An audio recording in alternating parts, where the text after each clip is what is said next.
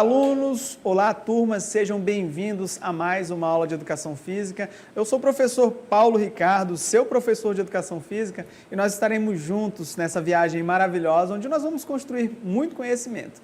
Para essa nossa aula de número 5, vamos ver o que nós temos por objeto de conhecimento? Nós vamos explorar um pouco aí sobre os jogos do contexto comunitário e regional, tá bom? Por detalhamento, nós vamos entender um pouco aí sobre o tacobol e a barra-bandeira. Vamos explorar um pouco aí, entender qual a relação desses jogos, a sua importância para outras modalidades e muito mais. Mas, sem colocar aí o carro na frente dos bois, vamos aprender esses conceitos devagar. Sem mais delongas, vamos de aula?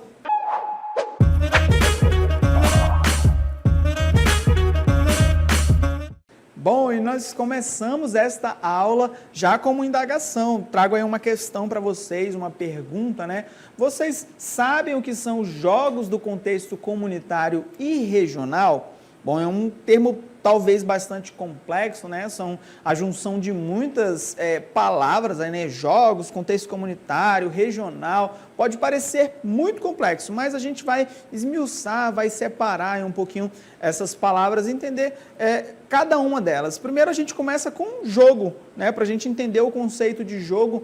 A palavra jogo, ela se origina do vocábulo latino iocus, né? Que significa diversão, brincadeira, o que já lembra a gente o que acontece quando nós fazemos parte ou praticamos algum jogo, né? A gente sempre vai ter aí associado essa ideia de diversão, de brincadeira, ok? E quando a gente associa ali o conceito de jogo com essa ideia do contexto comunitário e regional, a gente amplia o entendimento. Depois a gente vai tratar um pouco de folclore, de história, de valorização e até mesmo da perpetuação de valores e saberes, além de muitos outros conceitos. Quando eu falo perpetuação, é porque as brincadeiras que os nossos avós faziam, né, brincavam, ensinaram aos nossos pais, que porventura podem nos ensinar, nós vamos ensinar aos nossos filhos, aos netos, e esses jogos e brincadeiras dentro do contexto comunitário vão avançando de geração em geração. A história é um exemplo disso quando, por exemplo, olha só, a arqueologia, ela registra a presença dos jogos aí na humanidade 2.600 anos antes de Cristo, tá bom? E já vem fazendo parte da vida do homem, mesmo que de uma forma ali meio que intuitiva, onde os povos desta época, eles retratavam as coisas do seu cotidiano.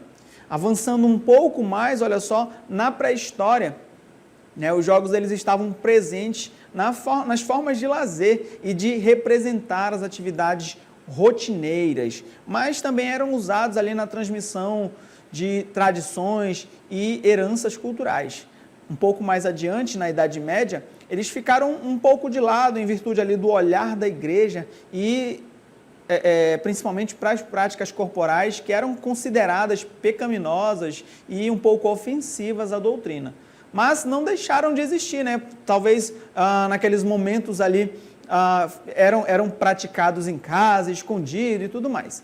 Mas para a gente ampliar um pouco mais o nosso repertório e entender, nós vamos falar de modo mais aprofundado sobre os jogos do contexto comunitário e regional. Trago para vocês a definição do que é isso, né? São a manifestação da cultura corporal. E a gente precisa levar em consideração as possibilidades de recriar esses jogos, agregando alguns elementos locais próprios da cultura e da tradição, né? Levando também em consideração aspectos como acessibilidade e adaptação. E aí a gente vai entender um pouco de como isso acontece com as modalidades que nós vamos conhecer nesta aula. Atualmente, a gente tem aí algo que pode ser considerado ali um potencial inimigo desses jogos, né? Devido ao progresso e às mudanças dele decorrentes, né? As brincadeiras e jogos infantis, elas estão sendo substituídas ali pela televisão, às vezes pelos jogos eletrônicos, pelo computador e por outras atividades. Por isso que é muito importante a gente ter momentos como esse de dialogar sobre esses jogos, falar um pouco sobre eles, levar ao conhecimento de vocês e a partir do momento que a gente se apropria desse conhecimento, a gente começa a praticar e a gente consegue deixar viva essa herança e manter viva essa cultura, essa parte da história que não é só minha, não é só de vocês, mas é de todo um povo, tá bom? E para a gente começar aí a explorar o detalhamento da nossa aula, né, os objetos de conhecimento, a gente vai falar um pouco sobre barra-bandeira. Eu não sei se vocês já ouviram falar, já sabem, ou de repente conhecem por um outro nome, porque sim, esse jogo que nós podemos conhecer como barra-bandeira, eu conheço como barra-bandeira, ele tem outros nomes em diversos locais do nosso país. E olha só no Brasil, a gente já percebe uma variação aí dos nomes,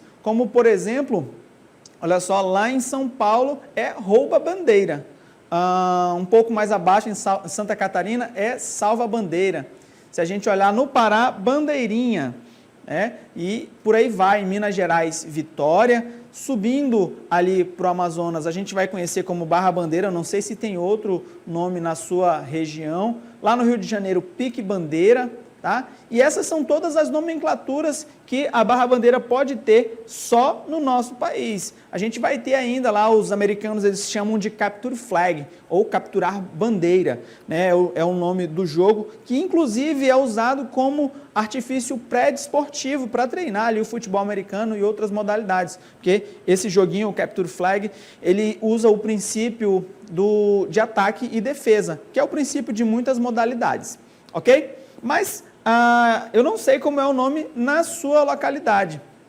mas para a gente entender um pouco melhor o que é a barra-bandeira, o que é o jogo de barra-bandeira. Olha só, a cartela mostra para a gente. A barra-bandeira ela está inserida na categoria dos jogos populares, que são aqueles conhecidos também como jogos de rua ou jogos tradicionais, que não exigem recursos materiais sofisticados, pois a sua gênese, né, a sua origem, ela está ali na cultura popular, como eu falei a vocês. Elas apresentam também aspectos característicos de jogos cooperativos, onde todo mundo coopera e todos ganham. A gente sabe que não é bem assim essa história, né? Mas a gente vai conversar depois mais sobre isso. Nesse tipo de jogo, os participantes eliminam o medo e tiram ali a ideia, né, o sentimento de fracasso. E eles reforçam um pouco da confiança em si mesmo, né, com uma pessoa digna e de valor. A gente precisa deixar muito claro, né, que nesses jogos tem essa ideia da cooperação, mas também vai ter aquela atmosfera de competição, onde todo mundo quer ganhar. Mas é importante lembrar, né, que o mais importante, o ponto central da brincadeira é participar. É olhar para os elementos ali, como a estratégia, o companheirismo, o fair play, eles precisam estar inseridos nesse jogo.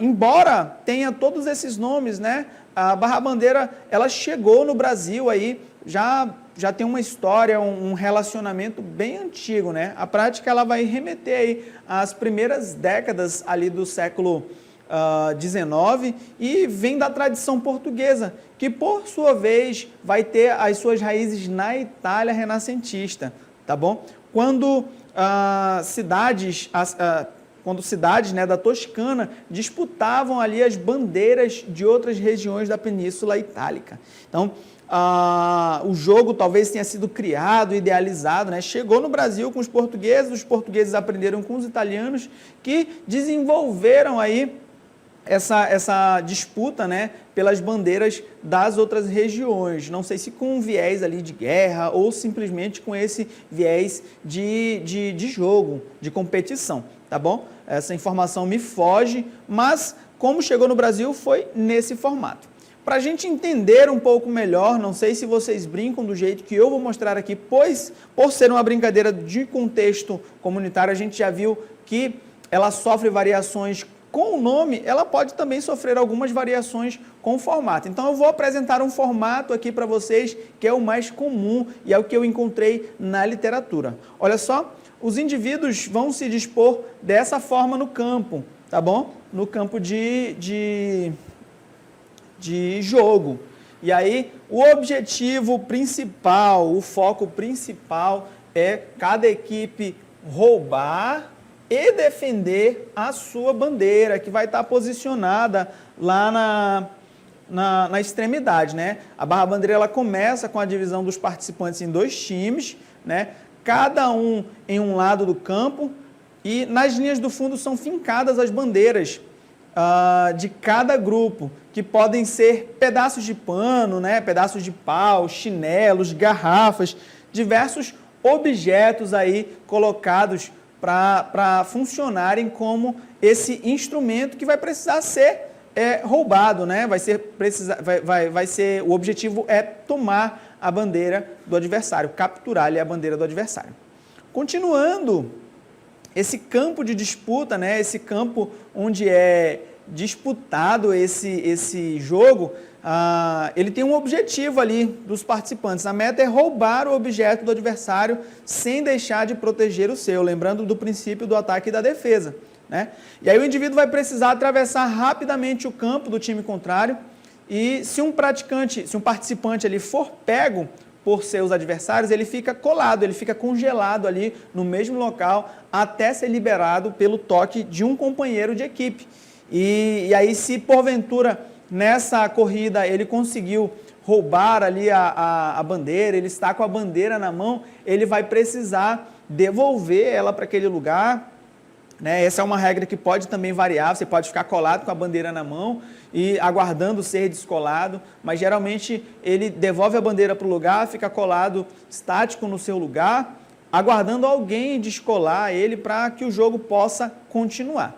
E aí a dinâmica continua sendo desenvolvida nesse ambiente, né? Enquanto parte do time se dedica a conquistar a bandeira adversária, o restante fica responsável por defender a sua, né? E vigiar os participantes colados.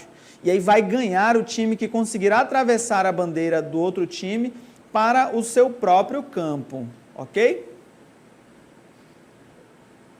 E aí, essa dinâmica, essa disputa, eu sei que eu falando aqui, eu narrando como funciona, como é a regra, talvez vocês não tenham conseguido visualizar na prática. E aí eu trouxe essa amostragem na prática para vocês, como é a barra-bandeira. Vamos acompanhar o vídeo? Bem, amigos do Mediado, sejam bem-vindos à Arena Semean, palco desse duelo fantástico entre essas duas equipes. Eu sou Rosângelo Assis e estarei com vocês nesse jogo.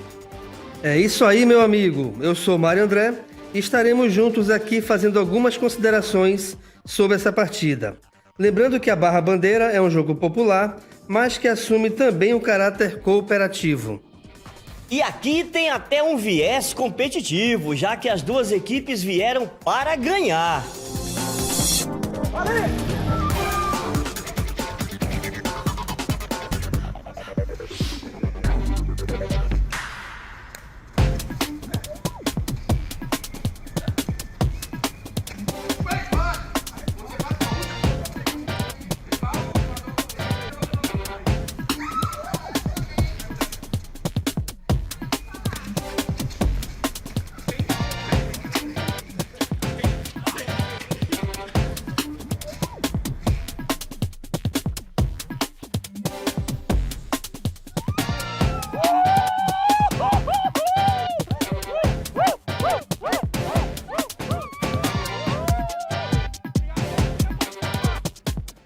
Caramba, queria agradecer a todo mundo. Nossa, que vitória sensacional. A equipe lutou demais. O rapaz estava ali me marcando, né? Só que a nossa estratégia ali pelo lado e tal, a gente conseguiu se livrar, conseguiu fazer uma boa partida.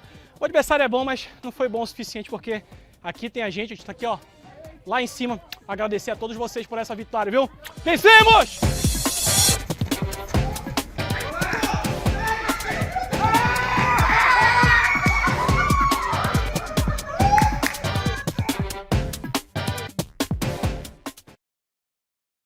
E esse foi o jogo de barra-bandeira, né? Essa emoção, essa vibração. Eu assistindo o vídeo aqui, relembrando o dia que nós gravamos isso, cara, maravilhoso, né? E eu espero que vocês tenham sido alimentados aí, queiram praticar a barra-bandeira. Outro jogo muito legal e sensação desse contexto comunitário e regional é o Taco Ball, né? Que além de divertir, ele tem alguns aspectos históricos ligados aí à sua criação que são bem interessantes, tá bom? E a gente vai conhecer um pouco mais aí sobre o Taco Ball. Ele faz parte ali de uma categoria de esportes que a gente vai conhecer agora. Eu já começo perguntando, né? Vocês sabem o que é um esporte de campo e taco? Bom, são modalidades que se caracterizam por rebater aí a bola lançada pelo adversário o mais longe possível, tá bom?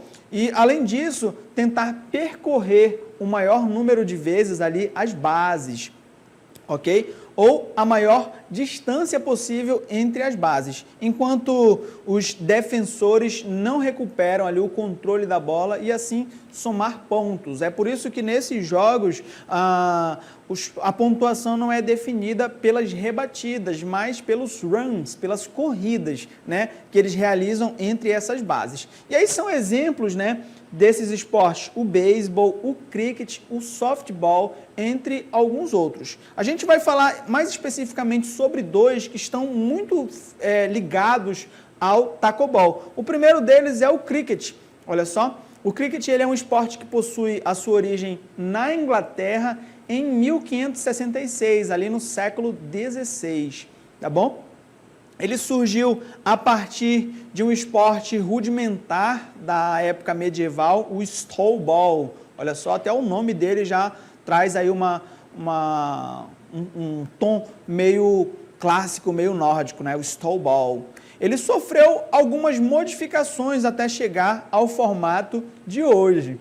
Ele é uma paixão nacional em países como o Reino Unido, a Índia e o Paquistão, tá bom? Embora ele não seja tão comum na nossa região, mas ele é uma febre, assim como o futebol é aqui no Brasil, né? Todo mundo ama o futebol, mesmo quem não pratica gosta de assistir um jogo de futebol. Em países como Reino Unido, Índia e Paquistão, o cricket é um esporte sensação, um esporte que move aí as massas e mexe com seus torcedores, praticantes, patrocinadores e muito mais.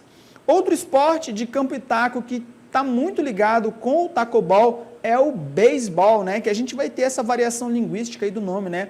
O baseball ou beisebol, ele é um esporte coletivo praticado aí com bola e um taco, né? Além de outros equipamentos importantes para a segurança, como o capacete, a luva. Esse termo, ele vem aí da língua inglesa, baseball, que ele junta aí a palavra base, né? E bola, que é basicamente os implementos, os locais que você precisa proteger e lançar ali, percorrer durante o jogo, tá bom? Nos Estados Unidos, o beisebol, ele é um dos esportes mais populares, o qual é praticado por homens e mulheres, né? Ele move ali também massas, como o futebol é no Brasil, ele encanta multidões. Eu estou falando do futebol porque é o mais famoso aqui no nosso país. Claro que a gente tem outras modalidades que somos aí muito bons, né? Mas o futebol é o mais popular, é o mais amado, é o queridinho de todos. A prática do beisebol, ela exige muito treinamento dos jogadores, além de agilidade, condicionamento físico e a precisão, são aí elementos indispensáveis. Não é só arremessar aquela bolinha, mas precisa ter algumas capacidades físicas bem treinadas para você conseguir fazer com maestria, com excelência, aquele lançamento.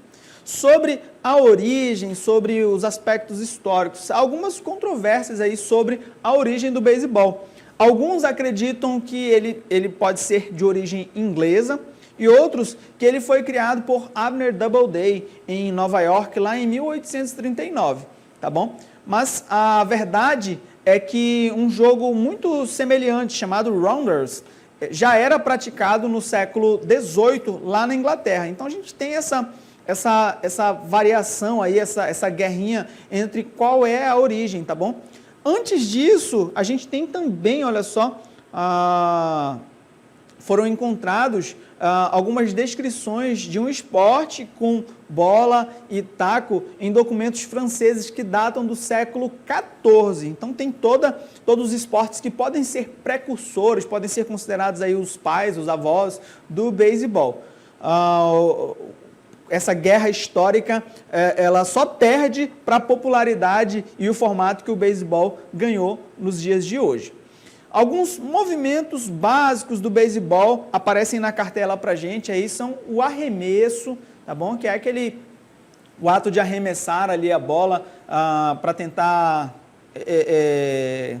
fugir da rebatida do adversário, tá bom? A própria rebatida é um fundamento básico do beisebol, tá bom? A recepção vai ser também um fundamento ali do recebedor, aquele carinha que vai ficar abaixado com aquela luva, aquela máscara. E o fielding, que é uma técnica de recepção do beisebol, além do basear, que também é uma técnica forte, que a gente não vai adentrar muito nos detalhes.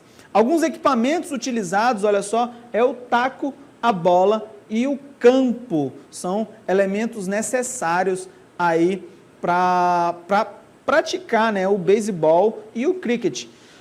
Talvez por essa estrutura a gente pensou em outras possibilidades. E sobre o cricket, vocês sabiam que ele tem eventos, ele tem um jogo ali, uma modalidade de jogo que pode durar até 5 dias? É isso mesmo. Ele vai se dividir ali, né? Ele vai ter algumas modalidades que são essas que aparecem para a gente agora. Olha só. Perdão.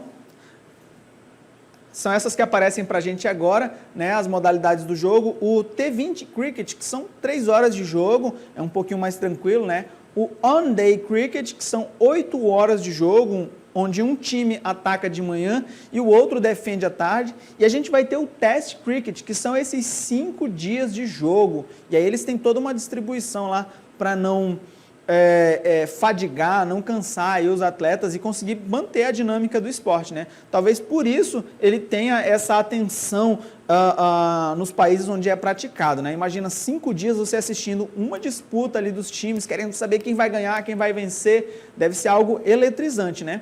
Enfim, nós temos aí todas essas modalidades. Talvez, em virtude da necessidade de muitos implementos para praticar esses esportes de campo e taco, né? Eu só citei 2 aqui, o beisebol e o cricket, surgiu aí uma variação dessa modalidade, algo mais popular, que é o tacobol, que de certo modo, se a gente parar para olhar, ele democratizou o esporte, ele simplificou a modalidade e ele se adaptou, convertendo-se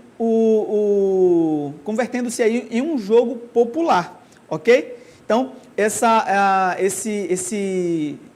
surgimento do tacobol pode ser em virtude da acessibilidade dos equipamentos, né? Imagina, para você jogar o beisebol, você precisa de todos aqueles equipamentos, do campo, de toda a estrutura. Para você jogar o tacobol, você precisa do mínimo, né? Um taco, na verdade, 2 tacos, as duas garrafas e a bola, né? É o máximo que você vai precisar ali.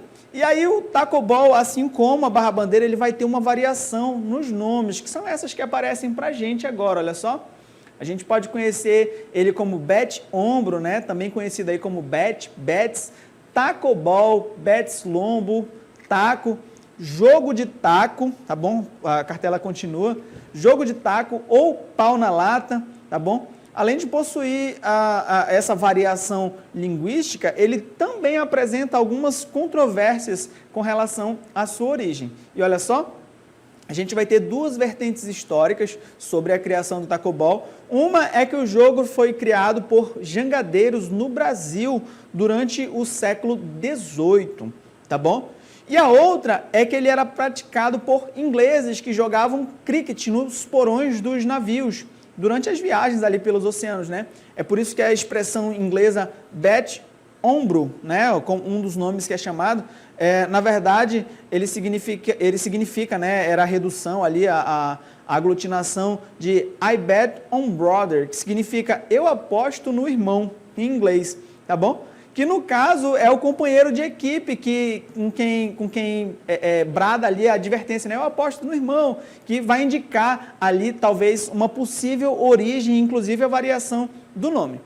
O fato é que o jogo ele se popularizou no país, principalmente pela acessibilidade. Até a moeda do cara e coroa, que a gente é acostumado a ver nos esportes como futebol e em outras modalidades, no tacobol ela não é necessária, né? No momento de decidir ali quem vai iniciar o jogo, olha só, ela foi substituída utilizando um cuspe, né? Ou a saliva em um dos lados do taco, para lançar a sorte, né? de qual cairia para cima ou para baixo, que vai indicar quem vai iniciar ali a disputa. Então, até isso a gente consegue democratizar e quebrar completamente qualquer obstáculo para praticar. E a gente consegue perceber esse link dos esportes de campo e taco com o tacobol, olhando as semelhanças dessa modalidade. Olha só, a gente tem ali a associação do beisebol e do cricket com o tacobol. A primeira semelhança, ambos são jogos, ambos os jogos há o uso de uma bola esférica e o uso de tacos. Isso acontece nos três, né? O objetivo principal é rebater a bola arremessada para o mais longe possível. Isso acontece nas modalidades lá no esporte, no beisebol e no cricket e no jogo de tacobol, ok? Mas a gente tem também algumas diferenças que são essas que aparecem, olha só. No beisebol e no cricket há um número elevado de jogadores em campo por cada equipe. Enquanto que no tacobol a gente vai precisar de um pouco menos, né? São apenas duas duplas, uma contra a outra. No beisebol e no cricket são jogados em um campo específico, com toda aquela estrutura necessária para acontecer o jogo. Enquanto que no taco não precisa necessariamente de uma quadra específica. Tanto é que a gente brinca na rua desenhando ali com um pedaço de tijolo, de pedra, de giz, do que tiver, a gente desenha no chão o campo e está pronto, ok? Outras diferenças, olha só, no beisebol e no cricket, depois de rebater a bola, o jogador deve percorrer através de várias bases, né? Ele precisa tocar ali alguns pontos específicos do campo que fazem parte da dinâmica do jogo. Já no taco, depois de rebater, o jogador deve correr até a outra base, enquanto a sua dupla faz o caminho contrário. Para a gente entender um pouco melhor a dinâmica desse jogo, que também encanta muito nas ruas e encanta o contexto comunitário, eu preparei um vídeo para nós. Vamos acompanhar? Formem duplas. Uma será a rebatedora e a outra a lançadora. Cada um na sua posição e que comece o jogo.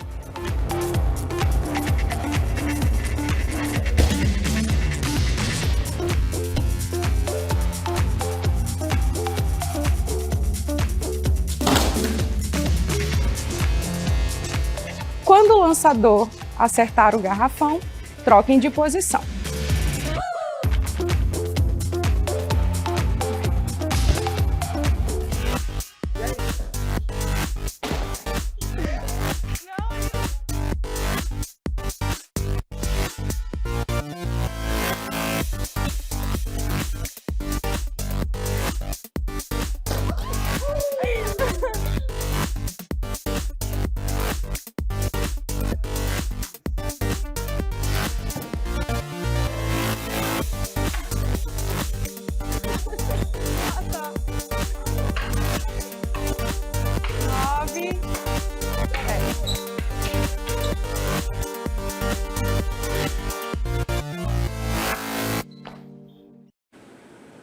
E essa é a dinâmica do tacobol, né? A gente faz esse cruzamento, batendo ali o taco um com o outro, né? E quando alcança ali, por exemplo, nós jogamos ali com 10 metas, né? Chegou no 10 ou no 100, de 10 em 10, nós saímos vencedores. Você pode estar se perguntando, mas professor, para que servem esses jogos? Bom, para iniciação desportiva, né, dos esportes de campo e taco, para socialização, uma vez que nós vamos brincar, vamos nos entreter, né? É uma prática de lazer e entretenimento que a gente pode fazer dentro da comunidade, com a família, nos finais de semana. Auxiliam também, olha só, na saúde e bem-estar e nos proporcionam também o ato de conhecer a cultura popular e, claro, estar sempre em movimento. Bom, turmas, eu espero que vocês tenham gostado dessa aula, tenham aprendido bastante. Deixo a todos um forte abraço e até a próxima.